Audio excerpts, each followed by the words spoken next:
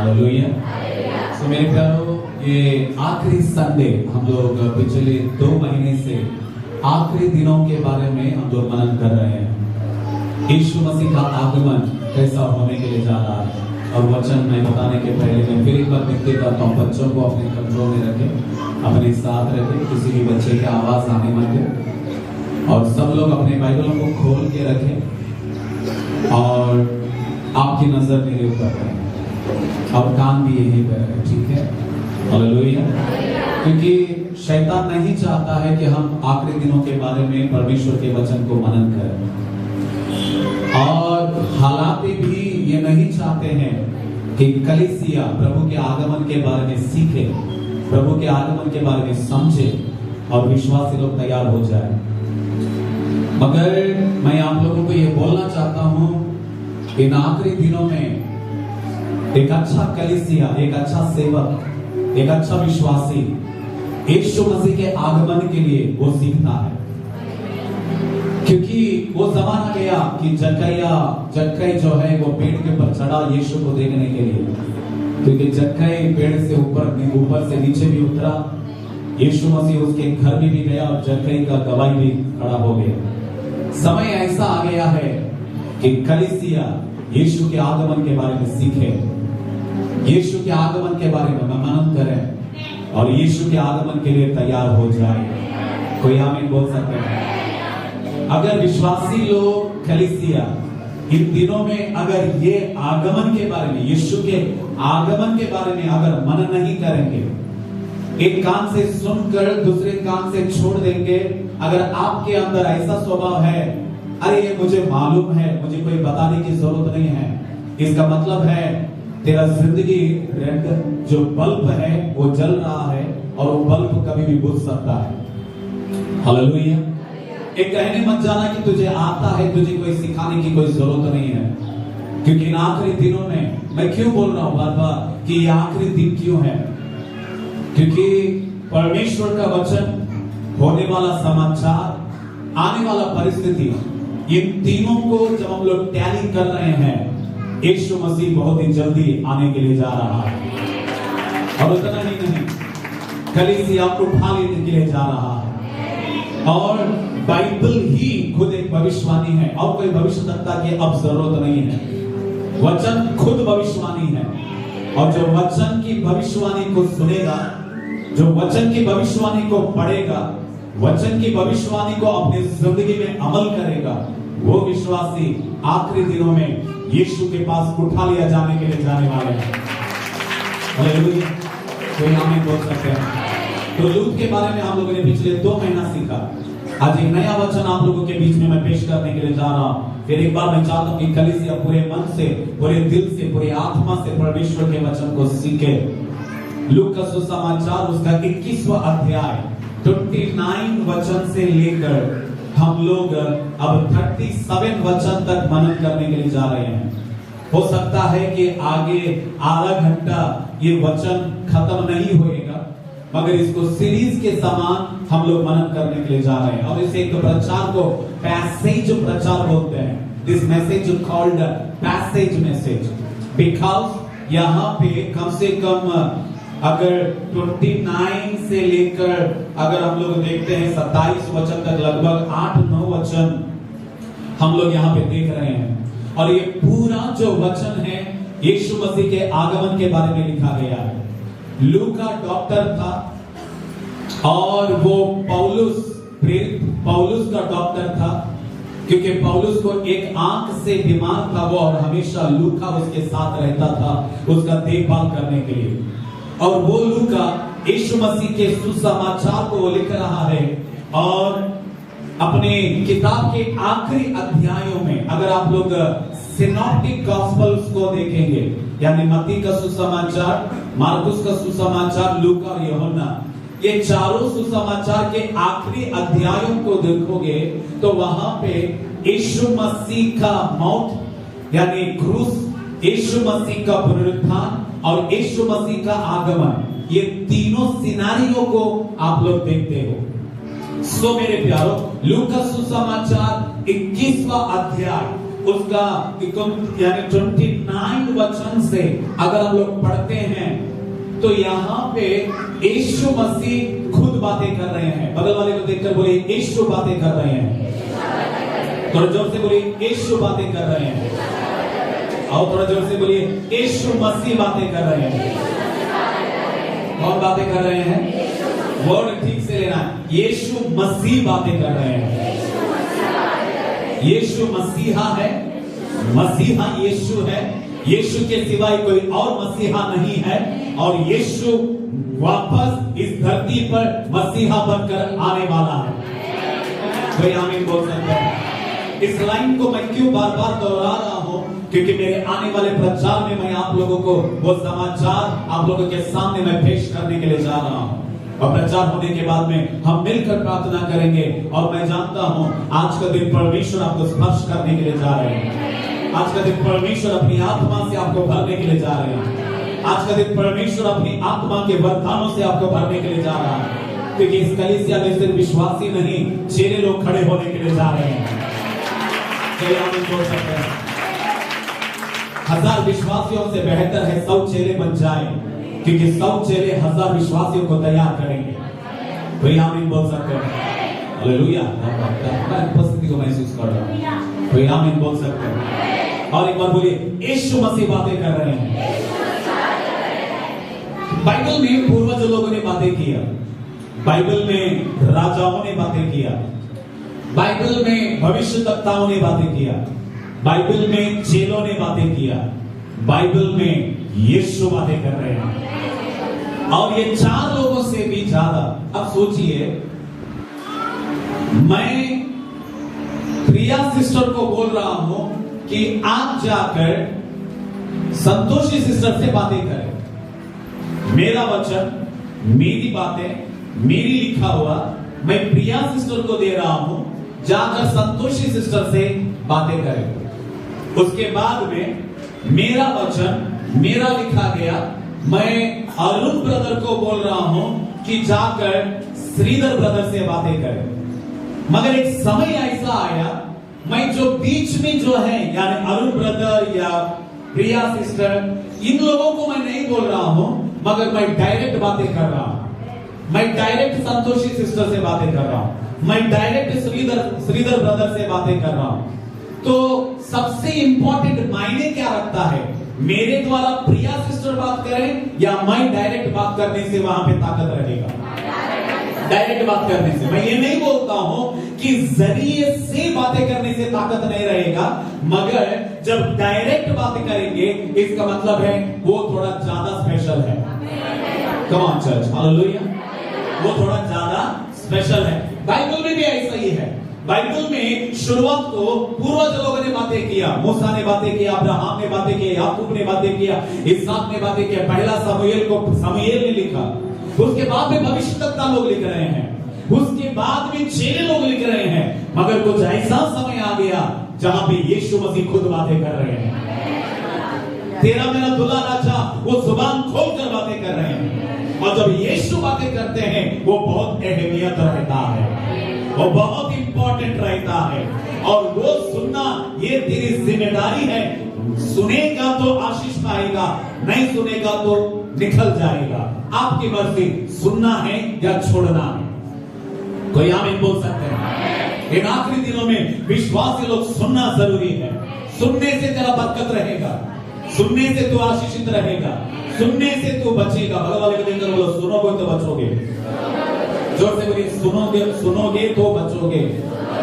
इसका मतलब है नहीं सुनेगा तो नहीं बचेगा। सिंपल है। आशीष, चंगाई, चमत्कार, भविष्यवाणी वो अपनी जगह में, मगर इन आखिरी दिनों में हर विश्वासी को वचन सुनना जरूरी है, क्योंकि सुनने से विश्वास पैदा होएगा। विश्वास पैदा होने से प्रभु के साथ एक दिन हम लोग उठा लिया जाएगा। कौन बातें कर रहे हैं? यीशु मसीह बातें कर रहे हैं। सेकंड, यीशु मसीह बातें कर रहे हैं। सेकंड पॉइंट, यीशु मसीह दृष्टांतों से बातें कर रहे हैं। Jesus was speaking with the parables. परमेश्वर का वचन कहता है उसने यानी यीशु ने उनसे यानी चेलों से, कोई आमीन बोल सकते हैं? इसका मतलब ये वचन 5000 भीड़ों को नहीं, मगर 12 चेलों को, कोई आमीन बोल सकते हैं? हालेलुया। बाइबल में कुछ ऐसे वचन हैं जो 5000 भीड़ तो यीशु ने दिया, मत्ती का 5वां अध्याय, मगर यीशु ने कभी कभी ऐसी भी बातें की जो सिर्फ 12 चेले लोगों को सुनाई दिया। 12 चेले लोग ही सुनने का था। कोई आमीन बोल सकते हैं? कभी कभी कुछ वचन पूरे कलीसिया को आएगा, कभी कभी कुछ वचन चेलों को आएगा। भीड़ को आने वाला वचन अलग है, चेलों को आने वाला वचन अलग है। भीड़ को रोटी मिलता है, चेलों को मांस मिलता है। मांस का मतलब है आधा किलो ले क्या बोलते हैं? मांस का मतलब है स्ट्रॉन्ग परमेश्वर का वचन। हालेलुया। मजबूत परमेश्वर का वचन। और आज का संडे अगर ये वचन आप लोगों को मिल रहा है, इसका मतलब है आप लोगों को स्ट्रॉन्ग मिल रहा है। बगल वाले को थोड़ा सा स्ट्रॉन्ग रीति से हिलाकर बोलो, स्ट्रॉन्ग मिल रहा है। हिलाना जरूरी नहीं तो सो जाएगा। बोलो बोलो, स्ट्रॉन्ग मिल रहा है। हालेलुया। जो चबाएगा, जो खाएगा, उसको विटामिन कैल्शियम मिलेगा। नहीं चबाएगा कुछ नहीं मिलेगा। तेरी मर्जी, खाता तो खा, तो कम ऑन। हालेलुया। कोई आमीन बोल सकते हैं? एक तो यीशु बातें कर रहे हैं। किससे बातें कर रहे हैं? चेलों से बातें कर रहे हैं। कैसे बातें कर रहे हैं? देखो तीनों क्वेश्चन आ रहा है वहां। कौन बातें कर रहे हैं? किनसे बातें कर रहे हैं? कैसे बातें कर रहे हैं? दृष्टांतों से बातें कर रहे हैं। Now the question, why Jesus was speaking with the parables? Why was not speaking directly? क्यों यीशु मसीह दृष्टांतों से बातें कर रहे हैं? नंबर 1, सामने वाला का दिमाग इतना बड़ा नहीं है कि वो समझे। हालेलुया। क्योंकि सामने वाले लोग देखते रहते हैं मगर समझते नहीं। इसलिए यीशु ने कहा ये लोग सुनते तो है मगर समझते नहीं लोग। हालेलुया। ये लोग सुनते तो है मगर समझते नहीं है। इसलिए यीशु मसीह खुद बोलते हैं कि इनको दृष्टांतों की जरूरत है। इसलिए कभी कभी यीशु ने कहा पक्षियों को देखो, कभी कभी यीशु ने देखा घास को देखो, कभी कभी यीशु ने देखा मछलियों को देखो, कभी कभी यीशु ने कहा पहाड़ों को देखो। क्योंकि दृष्टांतों के जरिए बातें करने से सामने वाले समझेंगे। और आप क्या सुन रहे हो ये मायने नहीं रखता, आपको समझना जरूरी है। कितने साल से सुन रहे हो ये मायने नहीं रखता। आप कितने साल से विश्वासी हैं ये मायने नहीं रखता। कितने साल से आपके हाथ में बाइबल है, this is not important whether you are understanding और नॉट अंडरस्टैंडिंग। परमेश्वर का वचन तू सुनना ये बड़ी बात नहीं है, मगर क्या तुझे समझ में आ रहा है? हालेलुया। अगर समझ में नहीं आ रहा है इसका मतलब है तू प्रॉब्लम में है। इसका मतलब है तू ट्रैक में नहीं है, तू किधर न किधर भटक रहा है। तू तेरी आंखें इधर है ना, तेरा शरीर इधर है मगर तेरा मन यहां पे नहीं है, क्योंकि तेरा समझने का बुद्धि अभी तक कमजोर है। इसलिए पौलुस कहता है समय के अनुसार तुम लोग मांस और हड्डी खाने का था मगर अभी भी दूध पी रहे हो। क्यों? क्योंकि अभी तक तुम्हें समझने का बुद्धि नहीं है। और जो लोग परमेश्वर के साथ सही रिश्ता निभाते हैं वो लोग परमेश्वर के वचन को समझते हैं। Come on church, hallelujah। जिसका रिश्ता परमेश्वर के साथ सही है, जिसका प्रार्थना जीवन परमेश्वर के साथ सही है, जो परमेश्वर के साथ घनिष्ठ रिश्ता निभाते हैं वो वचन को समझते हैं। अब सुनना, पवित्र आत्मा आने के पहले यीशु मसीह चेलों के साथ दृष्टांतों से बातें किया। पवित्र आत्मा आने के बाद में वे लोग पवित्र आत्मा से भर गए चेले लोग और स्वर्ग की बातें सीधा बोलने लगे। इसका मतलब है जिसके अंदर अभिषेक है वो वचन को समझेगा।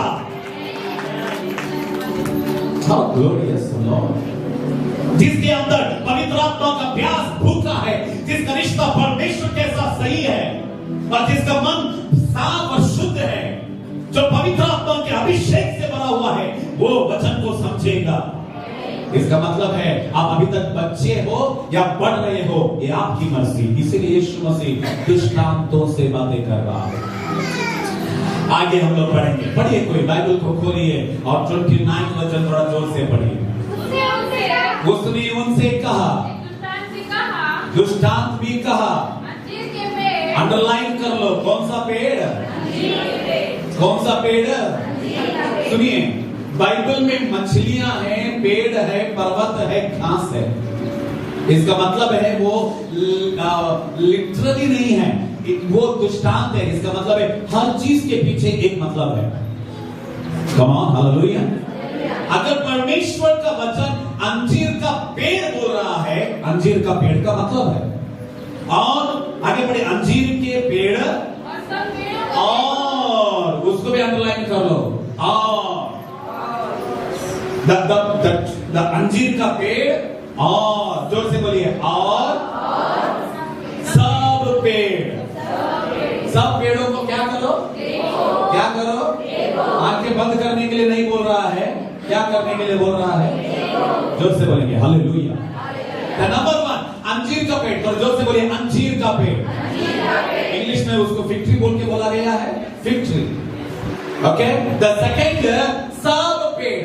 एक हाथ में राइट हैंड में अंजीर का पेड़ बोलो, बाइबल को थोड़ा सा खोल के रखिए, राइट हैंड अंजीर का पेड़, जोर से बोलिए लेफ्ट साइड, लेफ्ट हैंड सब पेड़, और दोनों हाथों को आंख के ऊपर लेके आकर बोलो देखो, जोर से बोलो देखो। अभी भी कुछ लोग देख नहीं रहे हैं, अंधे नहीं, इसलिए देख नहीं पाते वो लोग। आप लोग अंधे हैं इसीलिए वचन कहता है कि देखो। कुछ लोग आत्मिक अंधे हैं, अहंकार में रहते हैं, देखना नहीं चाहते। जो घमंड में रहता है वो परमेश्वर के कामों को देखना नहीं चाहते हैं, इसीलिए परमेश्वर को वचन कहते हैं देखो, जोर से बोलो देखो।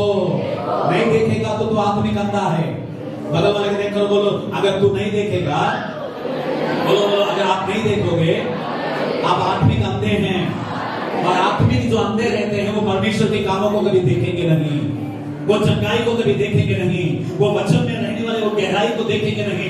इसीलिए जोर से बोलो मुझे देखना है, इधर देखना है, वचन में देखना है। ये बाइबल में लिखा हुआ है, तेरा भूतकाल, तेरा वर्तमान काल, तेरा भविष्य काल। तमाम चर्च हालेलुया। परमेश्वर का वचन कहता है द नंबर 1 अंजीर के पेड़ को देखो, बोलो अंजीर का पेड़ को देखो। क्यों यीशु मसीह यहाँ पे कह रहे हैं अंजीर के पेड़ को देखने के लिए? क्यों यहाँ पे कोई और पेड़, दो टाइप के पेड़ है। सब पेड़ मतलब एक जगह में सब पेड़ है, वहां पे सागवानी है, वहां पे शीशम है, आम का पेड़ है, पेरू का पेड़ है, वो पेड़ है, ये पेड़ है, सब पेड़ है, उसको भी देखना, मगर स्पेशल अंजीर के पेड़ को भी देखते रहना। यहाँ पे परमेश्वर यीशु मसीह ये कहते हैं अंजीर का पेड़ जो है वो इज़राइल को सूचना दिखाता है। The fig tree symbols the nation of Israel.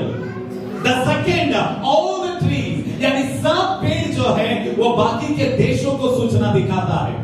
कल से अब फिर एक बार कान खोलकर सुनना आज का वचन, क्योंकि आज का वचन अब जो बातें हो रहे हैं उसके ऊपर आधारित है, और आज का वचन आने वाले दिनों में क्या होने के लिए जा रहा है उसके ऊपर भी आधारित है। और कंक्लूजन में तेरा मेरा जिंदगी इस वचन के आईने में देखकर अपना जिंदगी परमेश्वर को सौंपना जरूरी है। कोई आमीन बोल सकते हैं? अंजीर का पेड़ इज़राइल के पेड़ को सूचना दिखाता है, और सेकंड सब पेड़ का मतलब है बाकी का देशों को, अलग अलग देश उसके अंदर है, उसे भी देखने के लिए यीशु मसीह कहते हैं।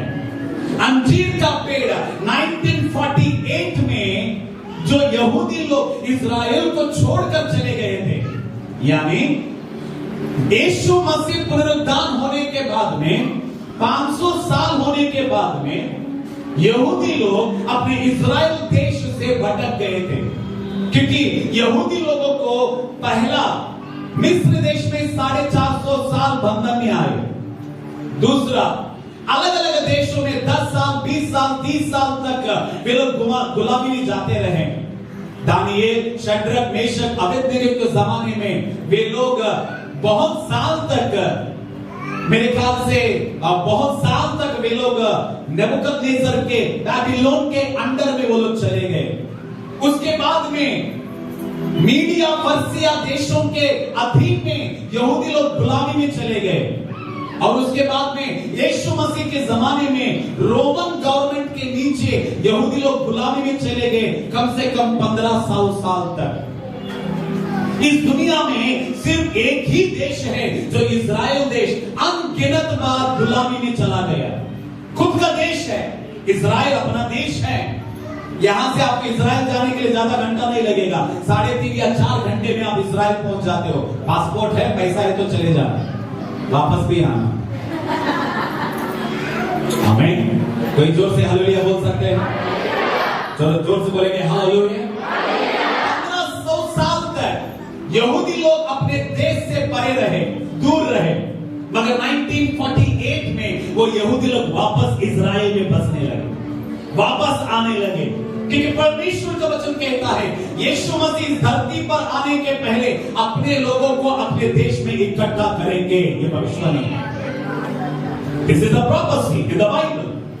यीशु मसीह दूल्हा बनकर वापस इस धरती पर आने के पहले, क्योंकि यीशु मसीह जाते जाते स्वर्गदूत लोगों ने कहा ये जैसा जा रहा है यीशु ऐसा ही वापस आएगा।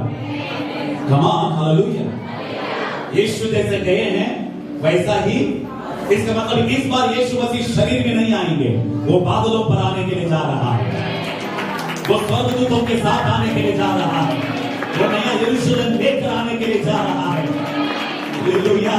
अपने साथ स्वर्ग को बीच आसमान में उतार कर लेकर आने के लिए जा रहा है, ऐसा यीशु आने के लिए जा रहा है। और वो दिन बहुत ही नजदीक है। That day is very near my church। वो दिन बहुत ही नजदीक है, ये समझ लेना कि वो दिन बहुत ही नजदीक है। हो सकता है कि तू उसके क्या बोलते हैं उसके सोच में तू नहीं है, स्वर्ग के सोच में हो सकता है कि तू नहीं जी रहा है। तू मान या ना मान, मेरा यीशु बहुत जल्दी आने के लिए जा रहा है। तो तैयार हो या ना हो मुझे कोई परवाह नहीं पड़ता, मगर मेरा दूल्हा राजा यीशु बहुत ही जल्दी बादलों के साथ, स्वर्गदूतों के साथ, नया यरूशलेम के साथ वो उतर कर आने के लिए जा रहा है।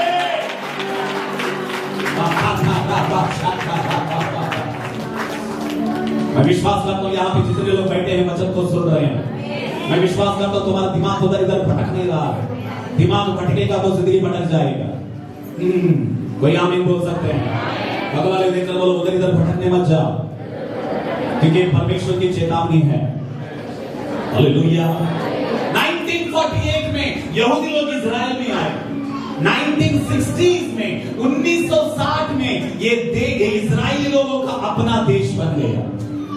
कोई आमीन बोल सकते हैं? ज्यादा साल नहीं, कम से कम 60 साल हो गया इजराइल देश का निर्माण होकर। मैं क्यों आप लोगों को बता रहा हूं, इसके पीछे बहुत बड़ा गहराई बात है जो अब हम सीखने के लिए जा रहे हैं। हालेलुया। और 2019 में 2018 या 19 में अमेरिका का जो प्रेसिडेंट ट्रंप जो थे वो यरूशलेम को लीगली इजराइल का कैपिटल बना दिया। मिडिल ईस्ट वाले मानते नहीं है, मगर अमेरिका का जो प्रेसिडेंट था ट्रंप जो है वो 2018 या 19 में उन्होंने लीगली अनाउंसमेंट कर दिया कि यरूशलेम जो है वो इजराइल का राजधानी है, कैपिटल है। और 2018 या 19 इजराइल आजाद होकर देश में निर्माण होकर 2018 या 19 तक एग्जैक्ट 70 साल हो गए। कितने साल हो गए? Come on hallelujah. और बाइबल में 70 जो है परिपूर्णता का संख्या दिखाता है, 70 जो है कंप्लीशन का समय दिखाता है। और परमेश्वर का वचन कहता है जब अंजीर का पेड़ तुम ये देखते हो कि देखने के लिए प्रभु का वचन कहता है जो ही उनमें कोपले निकलती हैं, यानी अंजूरों చెట్టు చిగురించినప్పుడు, चिगरता पता है आपको, छोटे छोटे पत्ते आते हैं एक पेड़ में से। जब वसंत काल आता है तो क्या हो जाता है ना, छोटे छोटे पत्ते निकलते हैं। यहाँ पे लिखा हुआ है खोपले निकलती है, यानी जब तुम लोग ये देखो इजराइल देश एक देश बन जाता है, इजराइल देश एक देश के जैसा निर्माण हो जाता है। इजराइल देश जब आजादी हो जाती है, ये सोच लेना कि मनुष्य का पुत्र बहुत ही जल्दी आने के लिए जा रहा है, यीशु मसीह बहुत ही जल्दी आने के लिए जा रहा है। हो सकता है कि 2018-19 के पहले हम ये कह रहे थे कि यीशु आने के समय में ऐसा होने के लिए जा रहा है, ऐसा होने के लिए जा रहा है। वो दिन खत्म हो गया है, अब समय ऐसा हो रहा है, वो दिन अभी हो रहा है, वो हालातें हो रही है, वो परिस्थितियां हो रही हैं। इसका मतलब कलीसिया अपने आखिरी दिनों में जी रहा है, कलीसिया बाइबल का आखिरी पन्नों में जी रहा है। विश्वासी आप अपनी जिंदगी के आखिरी पन्नों में जी रहे हैं, क्योंकि जिसके ऊपर तू विश्वास करता है वो बहुत जल्दी आने के लिए जा रहा है। हालेलुया। तो विश्वास कर भी अगर तू यीशु के साथ नहीं जाएगा तो फायदा नहीं है। भगवान ने कहा फायदा नहीं है, इधर आकर भी फायदा नहीं है, कुछ भर कर भी फायदा नहीं है, गाना गाकर भी फायदा नहीं है। हम यहाँ पे इसीलिए आ रहे हैं क्योंकि मेरा उद्धारकर्ता के सामने, मेरे उद्धारकर्ता के साथ मुझे जाना है। ये कलीसिया का मंजिल वही है। मुझे यहाँ पे हॉल को नहीं भरना है, मुझे स्वर्ग को भरना है, नरक को खाली करना है, मेरे यीशु के पास लोगों को लेकर आना है। ये मेरा मंजिल है। इस कलीसिया का दर्शन ये है। आपको खुश करने के लिए हम सेवा नहीं करना चाहते, यीशु को खुश करने के लिए हम सेवा करना चाहते हैं। और यीशु का खुशी ये है कि एक आत्मा बचने से काफी है। स्वर्ग में आनंद हो जाएगा, स्वर्ग में खुशी मनाया जाएगा, मेरा यीशु आनंदित हो जाएगा। आमेन। अंजीर का पेड़ खोखले निकले, इसका मतलब है इस्राएल का देश आजाद हो गया, यरूशलेम कैपिटल हो गया, अब वो एक अपना देश में बदल गया। मगर इन आखिरी दिनों में, और परमेश्वर का वचन कहता है, अंजीर का पेड़ को भी देखो और जोर से बोलेंगे और जोर से बोलेंगे और सब पेड़ मतलब बाकी के देश।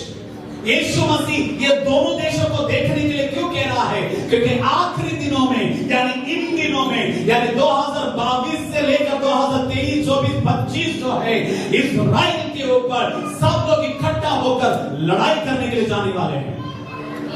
और ये एचकेएल 38 अध्याय में हम लोग देखते हैं। और इन दिनों का समाचार ये है, रशिया पुतिन के साथ सऊदी अरेबिया का जो प्रधानमंत्री है वो भी उसके साथ मिल गया। और उतना ही नहीं, ईरान का जो ड्रोन है वो पुतिन के साथ मिलकर यूक्रेन के ऊपर हमला कर रहे हैं। और आशंका ये है कि बहुत जल्दी ये लोग इस्राएल के ऊपर लड़ाई करने के लिए जाने वाले हैं। जिस तरह पिछले दिनों में मैं